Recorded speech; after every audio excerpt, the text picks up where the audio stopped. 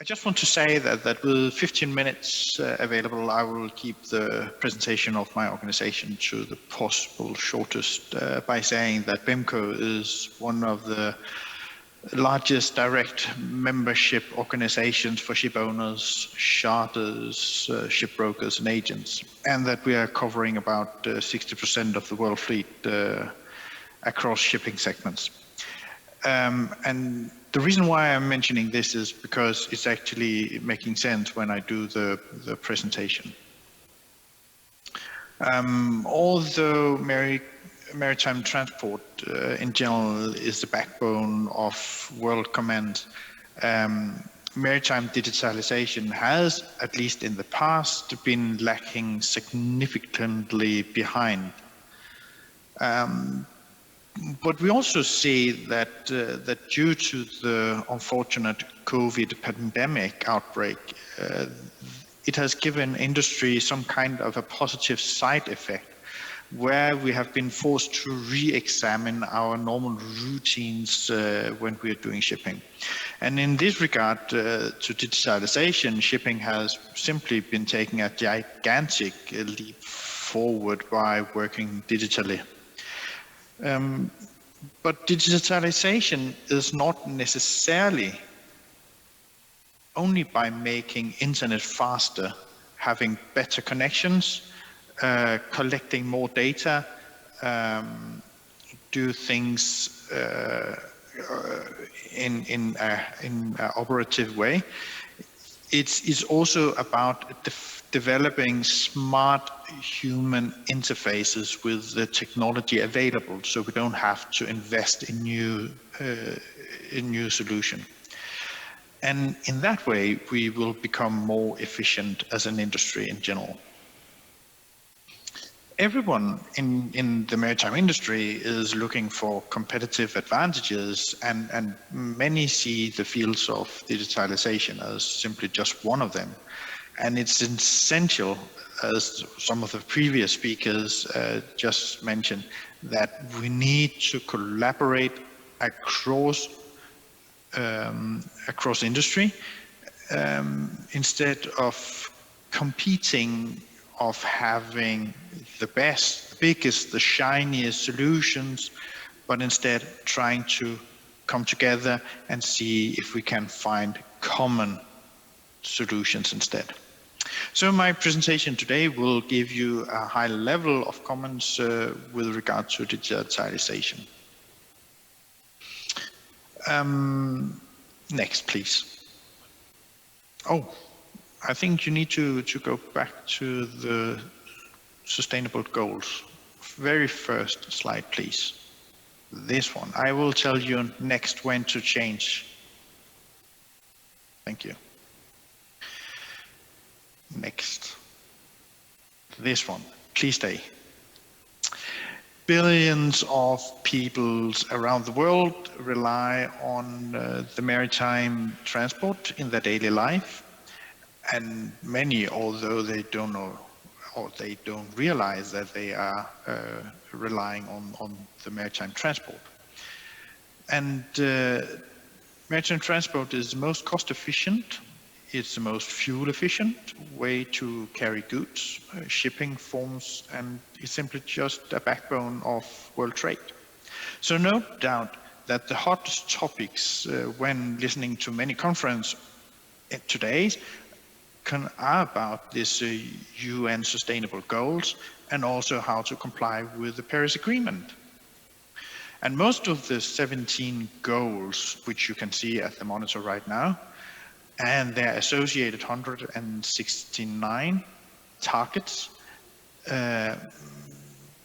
may only be realized if a sustainable transport sector are supporting the world trade in general, facilitating the global economy. And hence, the shipping sector, we do have an obligation to contribute with our share. And digitalization is simply just one of them, because it's one by many initiatives. Please go to the next slide. Thank you.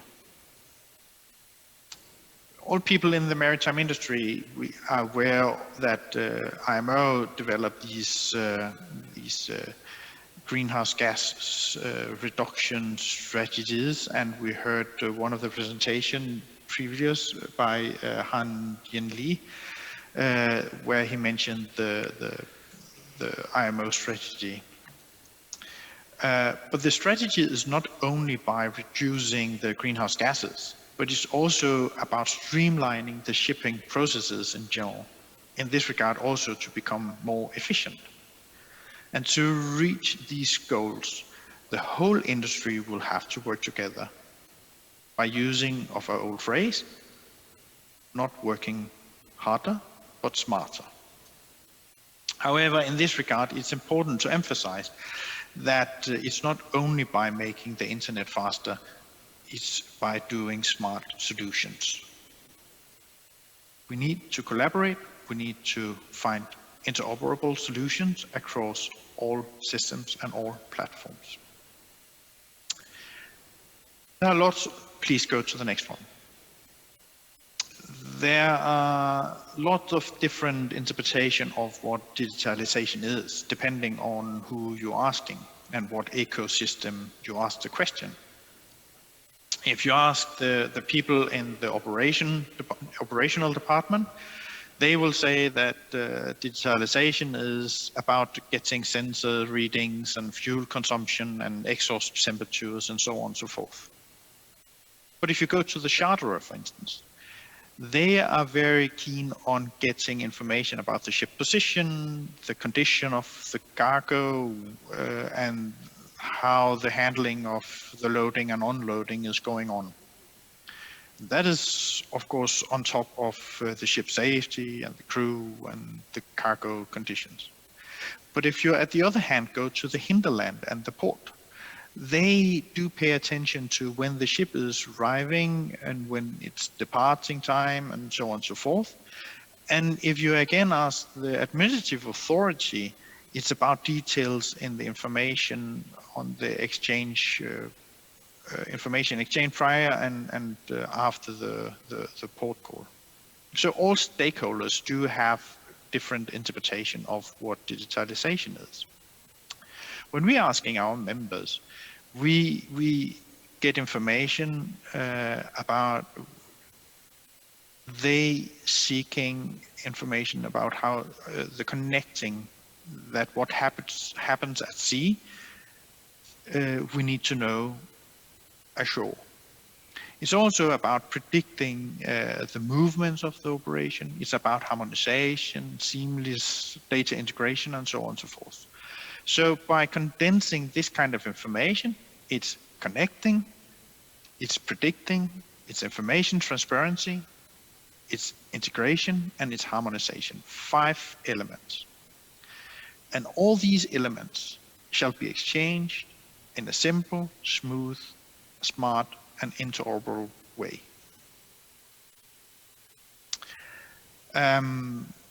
With this in mind, we believe that maritime digitalization can be separated into a very few processes, which generally can be divided in these 3 stages: automation, optimization, and transformation. And these 3 stages are closely linked.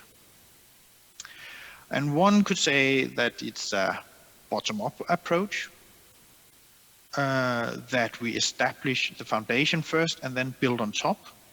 Some are more keen of establishing a concept before we actually go further down in the hierarchy. I prefer that we see this as a bottom-up approach. Now I will take these 3 stages one by one and explain a bit more. So please stay at this slide. Thank you. Ship owners are increasingly looking into the potential of automation in shipping. And if we can find new solutions with the existing hardware, this is to the benefit of everybody. But we also see that automation in general may lead to a significant cost reduction. So automation has certainly been gaining traction among ship owners to become an enabler for greater efficiency and cost saving. And I like to make use of the old phrase or the old classic argument saying that if you cannot monitor and measure, you cannot control your systems. And this is exactly what it is about. It's a bottom-up approach where we need to have all the sensor systems in place before we can proceed. Having sensors, please go back to the previous slide. Thank you. I will tell you when to change. Thank you. Having sensors and system collecting data in a central, in a common way, it's essential for the general shipping in order for us to exchange data. We should look into this already by the existing ships, but it's of course much easier and more cheaper when we are looking into new ships. There are lots of different systems which need to be integrated, and for that reason it's difficult with existing by retrofitting. Many systems do speak different languages or have different interfaces, so this makes it more complex. Automation is very close to the next step, so please go to the next slide. When we have all the sensors in place, we can go to the next step, which is optimization. And combining all the sensors and all the outreach we have from the sensors, we can optimize these solutions. New business opportunities may include the blockchain technology for bunkering. It could be cargo tracking or smart capacity management platforms or recycling and waste management and all that. But the more and more ship navigation systems and port terminal processes are becoming automated. And several initiatives are assessing these optimization opportunities with these new technologies. And one of the low-hanging fruits was some of the processes we heard from the previous presentation is the port call optimization, where we optimize the speed and the route, and whereby we can reduce carbon dioxide emission and also the waiting in the ports. Ships are often steaming full speed ahead, calling the next port, and then they drop their anchor and stay outside the port, waiting for the berth to be ready. And it's obvious that such mode of operation is simply not good for the environment. So the port authorities and terminal operators are these days joining forces, like we heard, to simply optimize the exchange of information, the exchange of data, so they can optimize the supply chain. Just-in-time is one of the better concepts which we believe will simply bring the shipping and digitalization as a driver to the next step. Keep on this slide. I just want to say that speaking about the just-in-time, BIMCO members has asked us to develop a brand new clause for the use in contracts related to the just-in-time. The philosophy is that each hour spent outside the port just waiting for the berth to be ready is simply just a waste of efficiency and brings us additional emissions, which is not to the benefit of the sustainable goals nor the IMO strategy. Normally ships has to proceed according to the contract on what we call the utmost dispatch, which means that they simply just have to run to the next port and wait orders before they can proceed. Please go to the next slide. No, the next slide. The previous where the red box is at the bottom. This one, please. Thank you. Concerning transformation, this is where we combine the automation and the optimization in new solution to technology-driven efficiencies in order for us, the supply chain, to become much more efficient. Digitalization will simply just transform not only the port and the shipping business in general, but it will also transform our way of combining the technologies. And in this regard, the autonomous shipping and the positive side effects following the autonomous shipping is simply just one of them. You can see at the slide, I mentioned the augmented reality and artificial intelligence, and all that can be combined and used. But it's only when we have the bottom-up approach in place, we have the foundation ready, which is automation and optimization. Then we can proceed to the next step. We cannot cut any of these steps because then we will simply not be ready for the full transformation. Please go to the next slide. I have 2 slides left. Where are we in the process? It is obvious that harmonization and communication is vital for this to succeed. For the digitalization and data exchange to work efficiently, we simply need to have common standards in place. And I think it was Jose who mentioned that the IMO has a common reference data model in place, which certainly should be one of the key stepstones towards digitalization. Just before the summer break, in June 2021, IMO Facilitation Committee concluded at one of the sessions on a new tool for measuring domestic implementation of the FAL Convention. In this regard, also how the member states of the IMO have implemented the digitalization within the port calls process. And BIMCO is, of course, very positive to this initiative, and we are looking forward to the reports and hope for the best on all that. And then we look into a survey, a questionnaire issued by the IAPH, which is the International Association for Ports and Harbors. And they have been doing this survey, and it reveals that only 30% of the responding ports comply with the mandatory IMO requirements. And interestingly, it's the main barriers to digitalize cited by the ports were the legal framework within the country or the region. It's a kind of human capital limitation. And it's not the technology which is a cumbersome problem. So this brings to a kind of conclusion saying that cooperation across technologies is so important.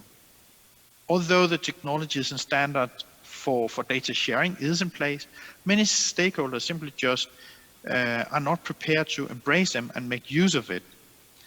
And some do even refuse to make use of common international standards. And there be reasons for that, either because of ignorance or lack of awareness of new standards or general standards in place. Or it may be so that they simply want to push for a regional or national standard to maybe to become international. And that is not to the benefit of the digitalization in general. If that is the case, that we only by global regulation can force the policymakers to facilitate cooperation between platforms and solutions, then I think actually we are in a not so good position. We should have much better collaboration within the industry, which will not be forced by regulation. We also may have a kind of educational challenge. Maritime informatics may be a new language for us. It may be a new discipline. There will be a presentation by tomorrow by my good friend Mick from RISE, who will explain more about the maritime informatics, but that will be tomorrow, hopefully. My last slide is a kind of outlook for where we are with regard to digitalization. There are a few things I want you to remember. And one of them is that harmonization and interoperability is key to success for the sustainable maritime digitalization. It's not about having the biggest and the shiniest solution. It's simply just having use of the common standards. And new technologies could be the maritime connectivity platform. It could be use of digital twin, but we can only go along these new technologies if we have a common platform in place, and that will be for instance, the IMO data model or the IMO compendium, which sets out the data model. So to conclude, developments in the maritime digitalization is about using technology in a smarter way to reduce cost. And it's, of course, to push for new services on a global market. But do this with good collaboration, good harmonization. Otherwise, we will never see digitalization in the maritime area. Thank you so much.